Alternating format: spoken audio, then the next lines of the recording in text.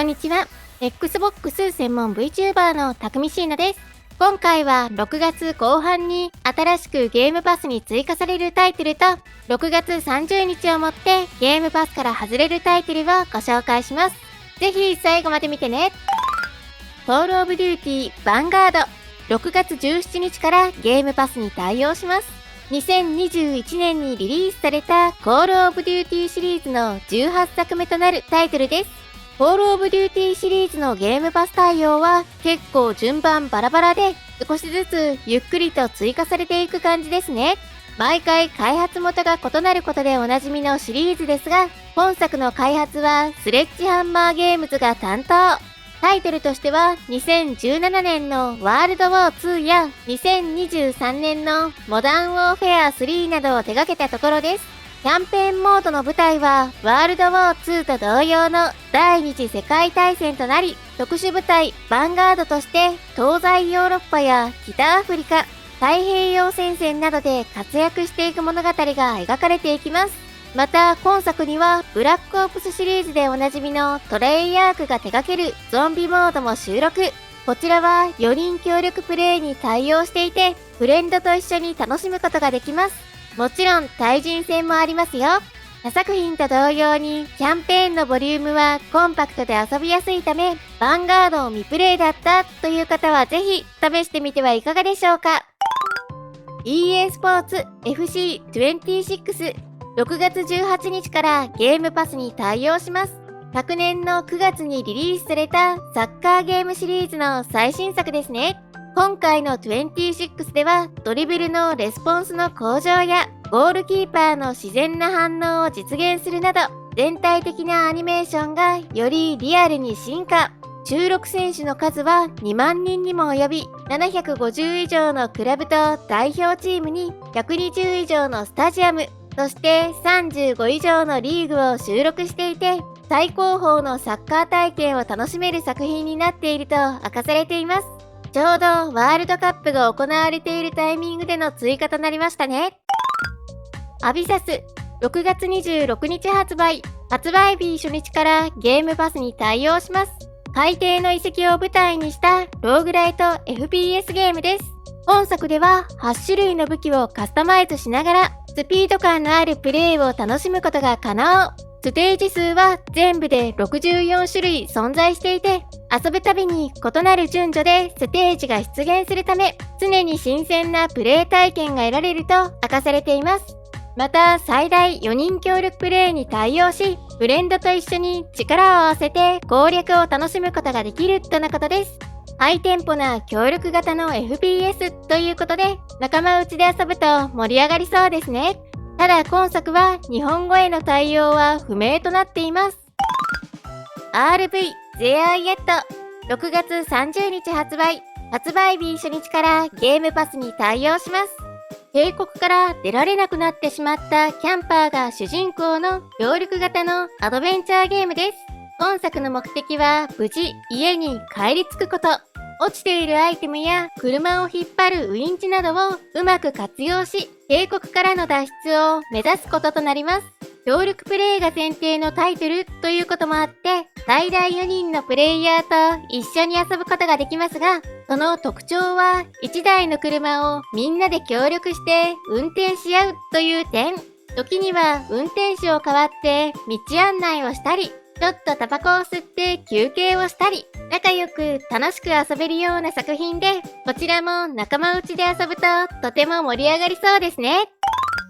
デッドソウル戦記7月6日発売日初日からゲームパスに対応します。Steam の方では昨年秋にリリースされている横スクロールのメトロイドバニア作品です。本作では魔法と武器を組み合わせて自分だけの戦闘スタイルを構築し、ステージギミックを攻略したり、強敵との戦いに挑んでいくこととなります。探索を行うことで亀登りや滑空といったアビリティを解放することができ、それらの能力を利用することで探索できるエリアが増えていくって感じの作りになるみたいですね。隠し通路やショートカットの要素なども存在すると明かされています。また、6月10日には、ビートタウンシティサバイバーズが発売し、発売日初日からゲームパスにサプライズ追加されています。こちらは事前の告知なく追加される形となりましたね。本作は 2D のドット絵で作られたサンドボックス型のサバイバルゲームです。攻撃は自動型で、群がるゾンビたちを倒しながら自身を強化していくバンサバのようなゲーム性の作品です。ただ残念ながら日本語には未対応となっています。ここからは6月30日をもってゲームパスから外れるタイトルをご紹介します。トゥームレイダー、追加から2年で終了となります。2013年にリリースされたリブート版トゥームレイダーの1作目となるサバイバルアクションゲームです。私が初めて遊んだトゥームレイダーは今作でしたね。舞台は架空の日本を題材にしていて、謎を解いたり、敵を倒したりしながら遺跡の中を探索していくこととなります。TPS アクション好きな方は試してみてはいかがでしょうか。続いて、ライズ・オブ・トゥームレイダーも外れます。こちらは追加から1年で終了となります。先ほどご紹介したリブート版トゥームレイダーの続編となる作品です。基本的なゲームシステムは前作で確立されており、前作同様に様々な動物や敵との戦闘や遺跡の謎解きなどを楽しむことができます。2作目の方は雪山が舞台ということもあって、ララさんはすごく寒そうに見えるんだけど、プレイヤーとしてはこの夏の時期に遊ぶのには適しているって感じの作品でもあります。やや古めな作品ではあるものの、ムービーシーンは迫力がありますし、ボリュームも遊びやすいので、おすすめのタイトルですよ。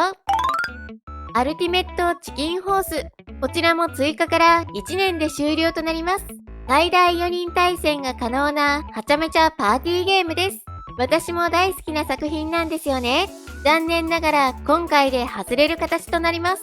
本作は可愛い動物になってみんなで罠を仕掛け合いながら競争を行うアクションゲームです。どこに罠を設置するか、対戦相手によってステージの難易度も全然変わるので、何度遊んでも飽きない中毒性の高い名作です。対戦がメインの作品ではありますが、個人的に大好きなタイトルなので、リプレイの方はぜひ試してみてください。火山の娘。こちらも同じく追加から1年で終了となります。中世ファンタジーの世界を舞台にした少女を育成していくシミュレーションゲームです。様々なミニゲームや育成ルート、それに戦闘の要素なども存在していて、農業や釣り、料理、演劇などを楽しむことも可能となっています。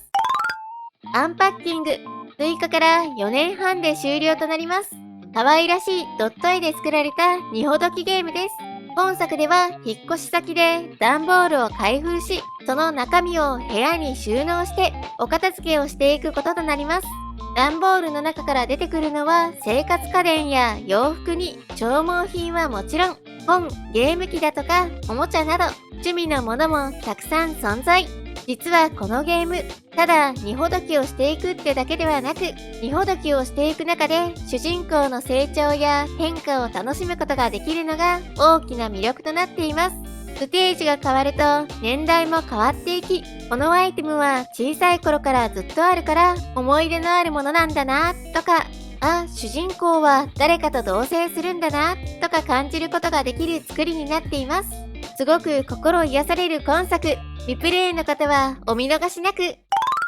スレイザスパイア、追加から7年かなで終了となります。長らくというか、もうずっとゲームパスにいるのかなと思っていたスレスパがとうとう外れる形となりますね。本作はデッキ構築型のローグライクゲームです。敵を倒しながらデッキのカードを強化していき、ボスの攻略を目指す超沼ゲーですね。私も一時期夢中で遊んでいたのですが、うっかり遊び始めてしまうと、もう一回とずるずる遊び続けてしまう、ものすごい中毒性の高い作品です。いやー、クラウドとの相性最高のゲームですし、まだまだ遊びたいので、私はセールが来たら購入しようかなと思います。本作がセール対象になるのは直近だと年に 1,2 回ほど。今年に入ってからはまだ一度もセールになっていないので、またセール対象になったらご案内しようと思います。